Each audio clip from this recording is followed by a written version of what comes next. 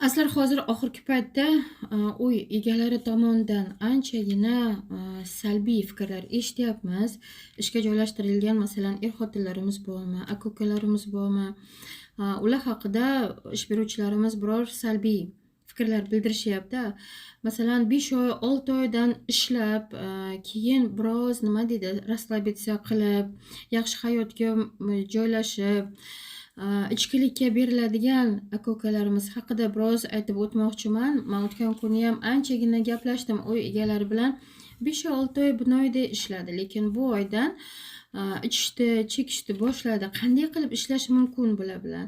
Nima qilish kerak deb bizlar bilan maslahat so'rashyapti. Azizlar, men xohlardim, agar siz ishlashga kelgan bo'lsangiz, o'zingizning oilangiz, farzandlaringiz, yaqinlaringizni tashlab musofirchilikka kelyapsizmi?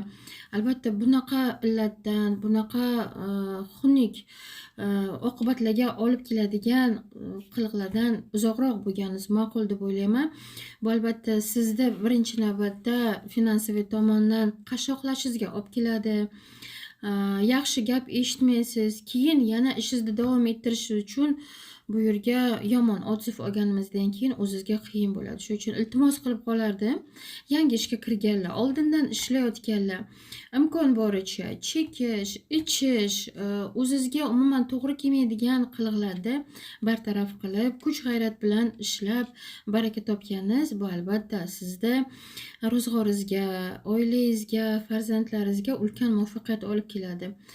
Shuning uchun xohlardim azizlar, doim siz tomonidan yaxshi fikrlar eshitib, yana oyliklaringizni oshirib, chiroyligina ishlab, nima deydi, uy-joyingizni qilib, o'zingizda muammolaringizni hal qilib, O'zbekistonga, o'zingizda yaqinlaringiz bag'riga to'lib-toshib shodon qaytganingiz qayerga-yu?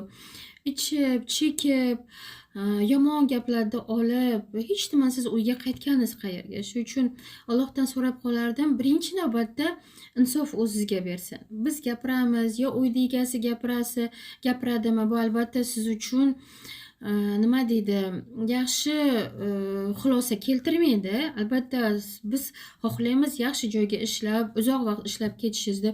Uy egalari ham xohlamaydi sizni qo'yib yuborishni. Chunki 5 oy, 6 oy bu kichik muddat emas albatta.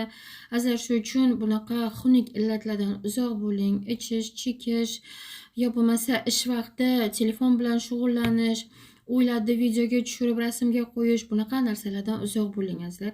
Agar siz uzoq vaqtda Sadaf kompaniyasi bilan ishlab qolishdi, yo bo'lmasa ish beruvchingiz bilan uzoq vaqtda chiroyli munosabatda bo'lishni xohlasangiz, chiroyli xulq egasi